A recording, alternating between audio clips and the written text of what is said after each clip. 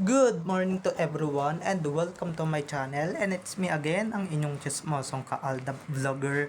Gusto ko munang magpasalamat sa inyong lahat sa mga walang sawa na tumatangkilik, nanonood, sumusuport at sumusubaybay ng mga content ko here on my YouTube channel. So wag ninyong babaktawan o lalaktawan tong ating content ngayong araw. I'm sure na hindi ninyo pagsisasihan na pinanood nyo ito mula umpisa hanggang hulihan. And syempre, don't forget to share this video para mas lalong lumaganap tong ating video for today's video.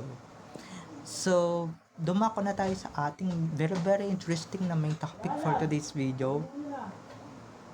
Ito nang trending kahapon guys, trending kahapon ang pagharap ni Arjo Atayde sa press, or muli niyang pagharap sa press. Dahil nga dito sa nauugnay siya sa flood control project. So, ito na guys, watch this. Mamaya ipapaliwanag sa inyo ng buong. So, ito na guys, watch this. Hi sir, good morning. Sir, konti lang, sir. Sir, any statement, sir, para sa pagharap niya sa ICI ngayon? Mamaya na lang. Good morning po sa before the ICI, I volunteered po. I think I did 2 weeks ago, I wrote a letter para po ma-fast track din po ang proseso. I'm sure everyone wants an answer as well. I told the people I'll answer at the proper form at the proper time. And this is it po. I also have my affidavit. And I'm ready to answer po. I'll lay the cards on the table. Facts lang po. I don't wanna invalidate the feelings of people towards the gravity of the situation if I deny. So I had to gather all the evidence back to the allegations against me to prove my innocence. Sir, what's the reason of executive session? What's the reason? They asked me po, before the guidelines of the live streaming came out, they asked me po, because as I said, I volunteered, I think about 2 weeks ago when I wrote a letter. And they asked either a live stream or not, and I read it about in respect to the commission, they asked naman po. And Pero sir, why executive session? Sige, can we do it later? So yung sa father po ninyo, yung sabi, yung father niyo yung tumatanggap on your behalf. Yes po, again, it's all hearsay po sir kasi until now, as I said, baka mas mabuti po bago po magturo, bigay po muna sa akin yung ebidensya laban sa akin, because up to this point, since September 8, they haven't even given out anything against me or my father, you know, and my father is also willing to go through the investigation. Wala po kami tinatago, hindi ako magtatago, hindi ako iiwas, hindi ako lilipad ng ibang bansa. I am here to thoroughly go through the investigation to fight for my innocence po, and Sige, we'll do it. Mamaya na sir. Excuse us. Excuse us. Excuse. Sir, thank you.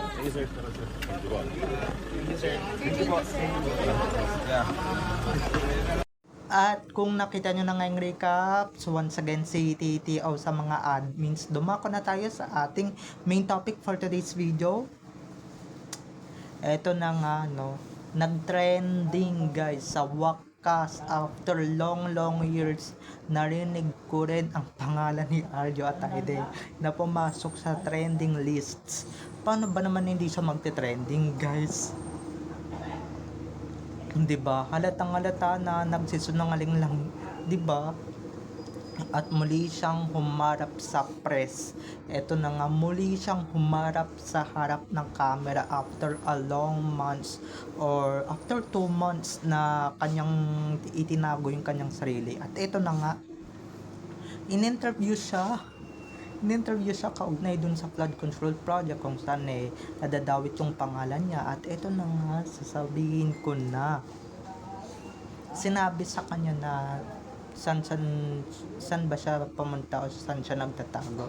At ito na nga, nagsinungaling pa yung unggoy. Kalain mo yun, ang tibay ng mukha mo magsinungaling, hindi ka nagtatago at wala kang kinalalaman sa flood control project. Aba, diba, apakakapal ng pagmamukha mo, diba, na sabihin na hindi ka nagtatago. Anong ginagawa mo, diba, in the past 2 months na narinig mo lang ng pangalan mo, bigla kang nawala agad sa politics industry, diba? At ito nga, mukhang nagsisinungaling pa yata yung gagita, yung gaga na at sinasabi pa nga na wala daw siya kinalalaman, hindi siya involved sa mga flood control project. Gagi, di ba? Gago mo.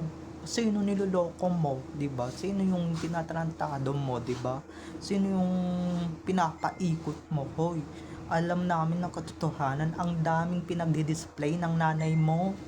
Ang dami yung pinagdi-display noon at pinagyayabang noon sa mga vlogs ng mga kaibigan ninyong showbiz na personality, tapos sasabihin mong hindi kayo damay, 'di ba? Paano kayo yumaman ng ganyan kung hindi kayo nadamay? Ang sabihin ninyo, yung 2025 budget na dapat para sa Pilipino, kinamkam nyo, 'di ba? Ang tibay talaga ng sikmurahan itong Arjo at tayo din na to. Sa bagay, 'di ba? Dito nagamit niya talaga yung pagiging aktor niya. Gagawaran ka namin talaga ng Best Actor Award. Alam mo kung anong portrayal mo? Siyempre yung pagsisunungaling lang naman dahil grabe, ang galing-galing mong umarte. Hindi ka pa, tignan nyo nga ang stressful ng kanyang aura sa muling pagharap sa press, muling pagharap niya sa publiko, 'di ba? After so many months na kanyang pagtatago, 'di ba? Huwag kami, Arjo. Alam na alam namin talaga na nagtatago ka kasi isang hindi mo lang talaga pagtatago or isa lang talagang magpahuli ka in public, ay nako, dadamputin ka ng mga kawatan dyan, di ba? Dadamputin ka ng mga pulis dyan, nako po, di ba? Hindi naman tayo sa nagpapakaano tanga, pero di ba ang tanga-tanga talagang sumagot niya ni Arjo, di ba? Latang-latang nagsisinungaling at ito pati yung nanay at tatay niya, di ba? Kasama niya syempre, di ba? Moral support dun sa anak nilang malapit ang mabilanggo, malapit ang makulong, 'di ba? Or should I say sabay-sabay silang makukulong dahil yung mga magulang niya dawit din naman sa flood control project. 'Di ba? Isa din sila sa mga nanamkam ng mga pera ng Pilipino na dapat tayo yung nagpapakasasa, hindi sila. 'Di ba? Lalong-lalo na yung nanay niya, ito nga pati nga yung nanay niya, yung tatay niya tinatanong sa kanya, nakuha pa rin magsinungaling at hindi daw nadadama yung nanay at tatay niya. Teka lang but something is missing for you. Diba? Where's your wife? Kuno, diba? Where's your wife? Ba't hindi mo siya kasama? Ba't hindi mo siya binitbit, di ba? Oo nga naman, pinag-iisip nga naman ni Arjo or siguro pinag-iisipan na ni Arjo na talagang ba't ko kakalad ka rin yung pangalan ng asawa ko, di ba? Bagay din naman talaga kalad ka rin yan si Clooney.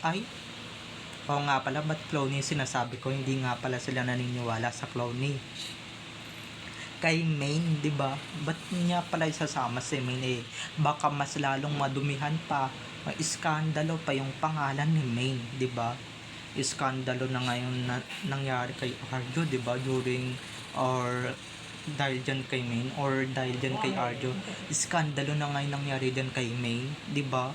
Puro iskandal na yung nangyari, puro pagpapanggap na nga lang yung ginagawa ni Maine, 'di ba? Na makalad ka siya pati pa naman sa police or pati pa naman sa pagharap sa mga press para magsinungaling kakalad ka rin niya pa rin yung pangalan ni Ming. Napakakapal ng pagmumukha niya, di ba?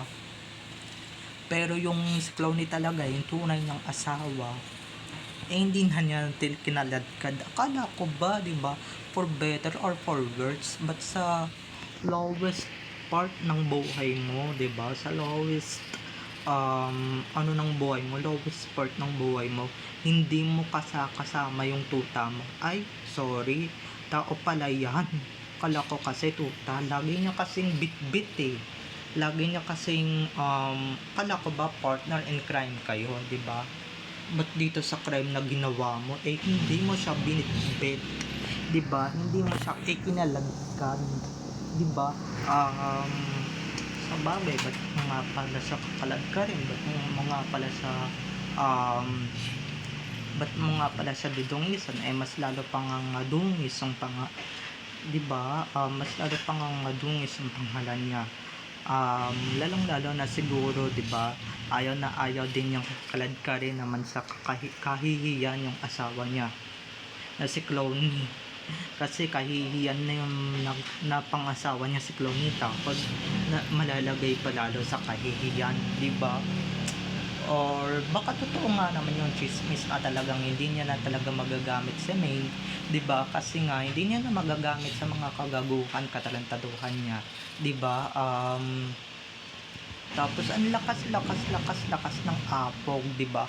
Halatang-halata naman sa pagmumukha mo, di ba, na kahit ilang beses kang magsinungaling na hindi ka dawit sa flood control project or hindi ka dawit sa issue ng flood control project.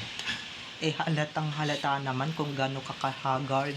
At tignan nyo guys, kung napapansin niyo sa interview na yan, halatang-halata, guilty at nanginginig siya.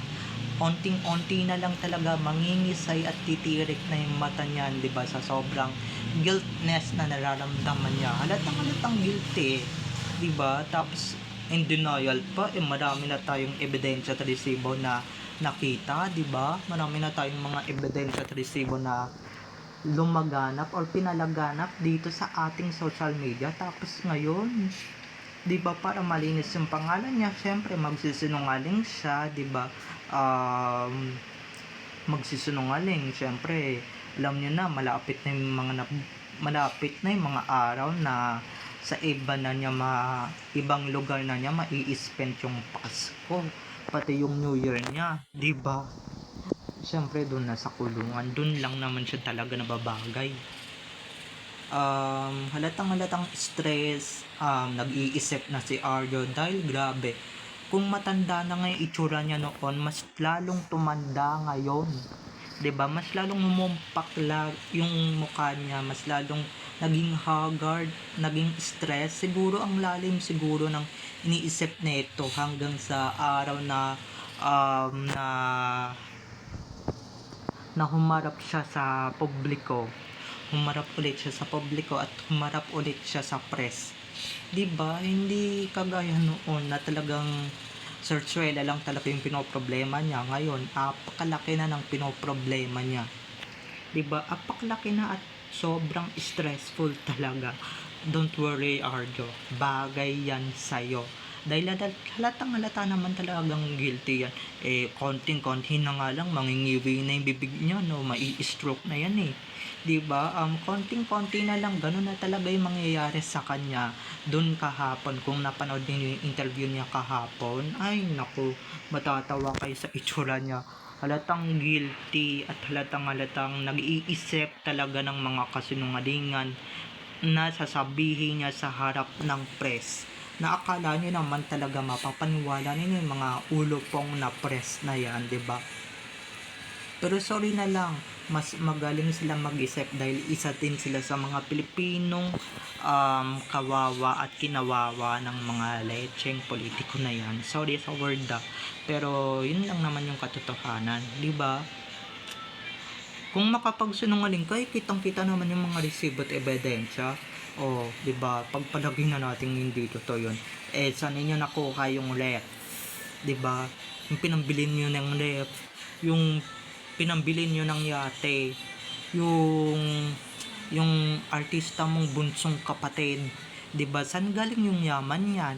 Di ba? Nag-uumpisa pa lang yan sa showbiz. Yung nanay mo, nadakilang artista lang din. 'Di ba? May sariling resort, may sariling beach house sa kung saan mang lugar, may yate pa, 'di ba? Kung artista lang kayo, saan niyo pinagkukuha lahat ng mga pinambili niyo diyan, 'di ba? So may business talaga kayo na sobrang dumi at sobrang monkey business, 'di ba? Apakakapal ng pagmamukha talaga ng ulupong na yan, ng Arjo na yan, at talagang magsinungaling pa talaga sa harap ng maraming tao, 'di ba? Sa bagay, artista nga naman, 'di ba? Diyan niya lang talaga nagamit for the first time ang pagiging artista niya, at hindi dun sa paggagawa ng teleserye, paggagawa ng movie niya ginagamit. Okay? So, bye-bye na mga ka-ADN. I love you all. Have a nice day. Keep safe and God bless everyone. Bye-bye. I love you all. Enjoy watching and don't forget to subscribe to my YouTube channel and syempre, don't forget to click the notification bell para pag nag-upload ako, kayo agad ang unang-unang manonotify sa aking mga susunod pang i-upload na mga videos. Okay? So, bye-bye na mga ka-ADN. I love you all. Have a nice day. Keep safe. And God bless everyone. Bye-bye. I love you all. Enjoy watching.